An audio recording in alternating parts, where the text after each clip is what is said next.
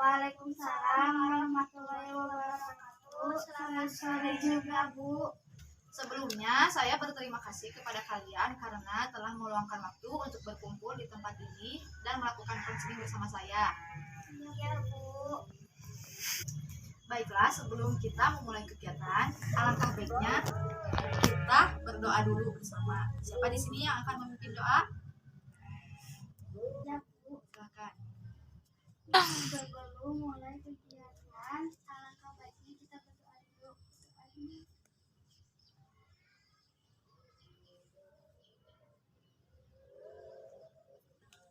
Sebelum melaksanakan kegiatan, alangkah baiknya kita berkenalan dulu ya.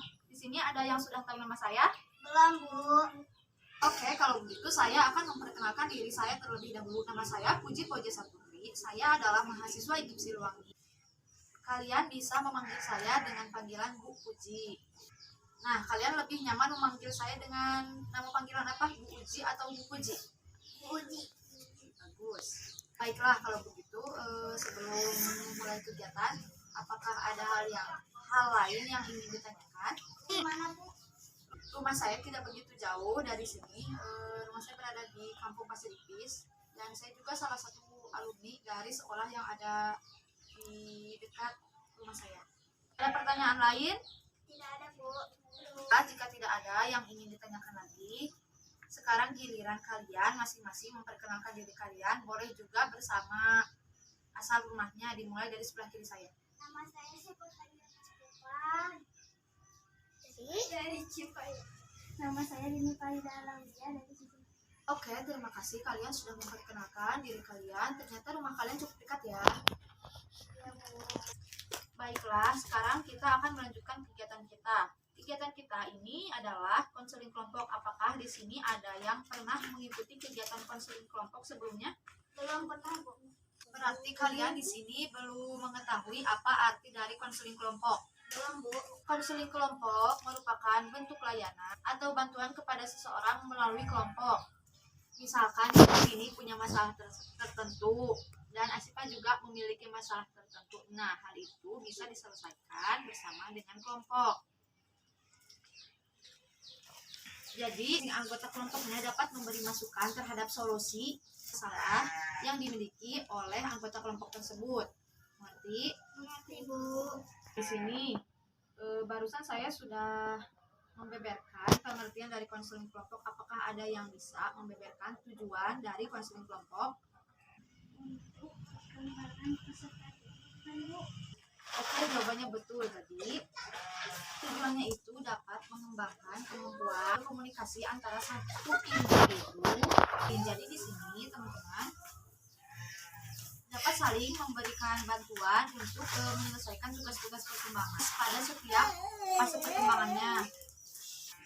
Kalian juga dapat memperoleh kemampuan self management dan mampu mengarahkan hidupnya sendiri, dimulai dari hubungan antar pribadi dalam kelompok yang dilanjutkan dalam kehidupan sehari-hari di luar lingkungan kelompok. Nah, membicarakan masalah yang sedang terjadi dan dialami oleh kalian berdua atau anggota kelompok ini. Jadi teman-teman di sini punya hak untuk mengeluarkan pendapat dan mengungkapkan segala permasalahannya. Kemudian kita cari solusinya bersama-sama. Apakah dapat dipahami? Iya, Bu. Oke, kalau begitu kita lanjutkan ke sesi berikutnya. Ibu akan memberi kesepakatan terkait peraturan pelaksanaan konseling kelompok ini. Pertama, saat sesi konseling kelompok kalian tidak diperkenankan untuk keluar dari forum ini. Paham? Paham, Bu. Terkecuali memang ada hal yang mendesak. Kemudian dalam konseling kelompok ini, Ibu harap kalian dapat menghargai satu sama lain. Terlebih lagi jika ada salah satu anggota yang berbicara, kalian tidak boleh ikut berbicara sebelum anggota kelompok itu mempersilahkan berbicara atau sudah berbicara. Kita akan melaksanakan konseling kelompok ini dengan waktu 45 menit. Apakah disepakati? Baiklah, kalau begitu teman-teman, di sini kita akan melaksanakan konseling kelompok dengan teknik CBT atau Cognitive Behavioral Therapy. Apakah ada yang tahu Cognitive Behavioral Therapy itu teknik apa? CBT merupakan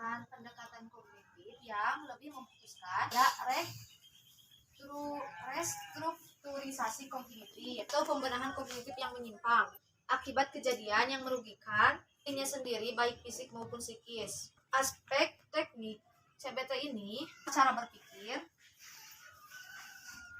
kepercayaan, sikap, asumsi, imajinasi, dan dapat memfasilitasi konseli dalam belajar, mengubah, mengenali kesalahan dalam aspek tipnya. Sampai di sini apakah ada yang ditanyakan? Tidak ada, Bu. Tidak ada.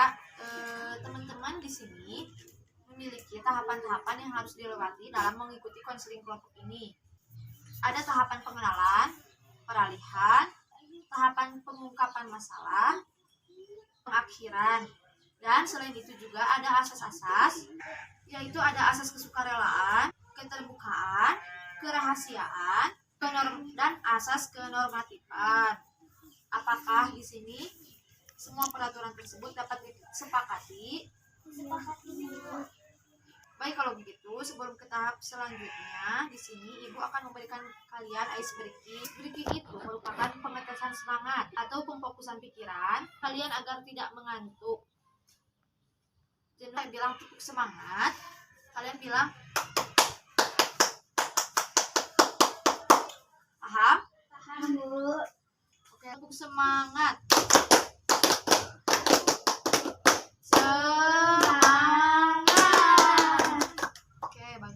Sekarang udah pada semangat ya? Ya, Bu.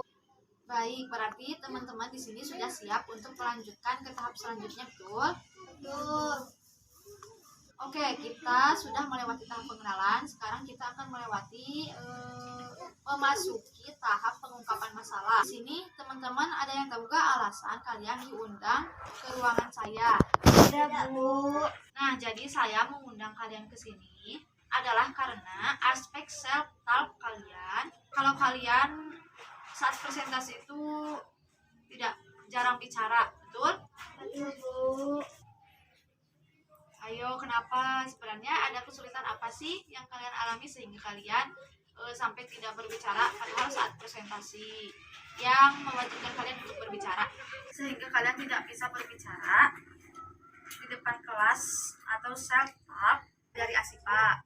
Saya mau, Bu, takut dilihat Kamu saya juga mau, Bu, takutnya salah ngomong atau kalau sepakati mau masalah siapa dulu yang akan diselesaikan? masalah saya aja, Bu. Oke, kamu sepakat?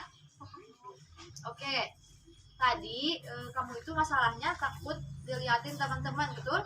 Betul. Oke, kalau misalkan nih saya skalakan dari angka 1 sampai 10, ASIPA ini ada di angka berapa? Kalau misalkan angka 1 berarti ASIPA sangat malu sekali, sangat tidak mau sekali berbicara di depan teman-teman. Untuk angka 10, ASIPA ini sangat bersemangat, sangat ingin sekali untuk presentasi. Angka berapa? Angka, Bu. Oke, angka 4. Berarti langkah apa yang seharusnya ASIPA lakukan untuk meningkatkan level ASIPA ke yang lebih bagus agar ASIPA tidak malu lagi untuk presentasi di depan kelas? Saya harus berkomunikasi dengan teman-teman saya. Ya, merasa terbiasa ketemu lagi saat berpresentasi. Oke, ini punya solusi yang akan diberikan kepada ASIPA. Menurut saya, ASIPA harus berpakaian rapi agar teman-teman tidak memiliki pandangan buruk saat melihat ASIPA. Oke, saya berterima kasih kepada ASIPA karena telah mengungkapkan permasalahan serta solusinya, dan berterima kasih juga kepada Dini karena telah memberikan solusi kepada ASIPA. Oke, kita lanjut ke permasalahan berikutnya, permasalahan yang sedang dialami Dini.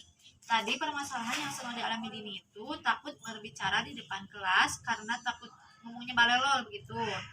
Nah, gimana nih kalau misalkan Dini itu diundang ke acara satu sekolah untuk menjadi narasumber dan berperan sebagai tamu spesial dan harus memberikan sambutan serta masukan kepada acara tersebut? Apa yang akan Dini lakukan? Akan berbicara, Bu. Terus saya nanti membawa sambutan kayak gitu, saya bisa lancar caranya dan menggunakan pakaian yang rapi agar saya tidak terlihat Oke, bisakah Dini lebih menyebutkan lebih spesifik cara agar dapat lancar membawakan sambutan tersebut? Jadi saya akan berlatih di depan kaca, Bu. Saya perwakilan juga jauh-jauh hari. Dan otomatis teks sambutannya. Baik, terima kasih kepada teman-teman yang sudah mengungkapkan permasalahan serta solusinya. Apakah dari Asipa ada masukan untuk permasalahan yang ada pada Dini? Bu. Oke, baik. Jadi sebenarnya solusi yang telah diberikan oleh Dini sendiri merupakan solusi yang paling tepat. Jadi sebelum ada presentasi, kita harus berlatih dari jauh-jauh hari. Kita juga harus sering mencari materi-materi yang berkaitan dengan presentasi tersebut. Oke teman-teman, jadi seharusnya kita tidak boleh malu presentasi di depan kelas. Jikapun kita memiliki ketakutan, maka kita harus memperbaikinya. Contohnya tadi takut salah bicara atau barel ya. Berarti kita harus sering lebih berlatih berbicara. Jadi kita sudah sepakat ya. Tujuan atau harapan kita melakukan konseling kelompok ini adalah agar kita dapat berbicara di depan umum untuk lebih baik lagi. Nah, di sini saya hanya menyadarkan kalian untuk menemukan solusi kalian sendiri. Oke, dukungan saya untuk kalian semoga kalian tidak hanya menjadikan solusi kalian itu sebagai pembicaraan saja atau niat saja. Kalian harus dapat mempraktekkan solusi tersebut agar masalah kalian cepat selesai. Baiklah, apakah ada yang dapat menyimpulkan sesi konseling hari ini? Saya, Bu. Ya, silakan. Jadi kita tidak boleh malu presentasi di depan kelas. Bagus, ada lagi? Baik, kalau begitu apakah ada yang masih ingin didiskusikan kembali dengan saya? Baik, kalau begitu teman-teman, sesi konseling akan segera berakhir. Seperti yang tadi saya bilang, semoga kalian tidak menjadikan solusi kalian sebatas niat saja. Dan jika masih ada yang ingin didiskusikan kembali dengan saya, silakan saja datang ke ruang BK atau langsung menghubungi saya langsung. Baik, alhamdulillah pelaksanaan konseling kelompok kali ini telah berjalan sesuai dengan harapan dan semoga mencapai pada tujuannya. Saya ucapkan terima kasih kepada kalian karena telah bersedia mengikuti konseling kelompok dan berada di ruangan saya. Kita akhiri perjumpaan kali ini dengan membaca doa. Bismillahirrahmanirrahim. Berdoa dimulai. Doa selesai. Assalamualaikum warahmatullahi wabarakatuh.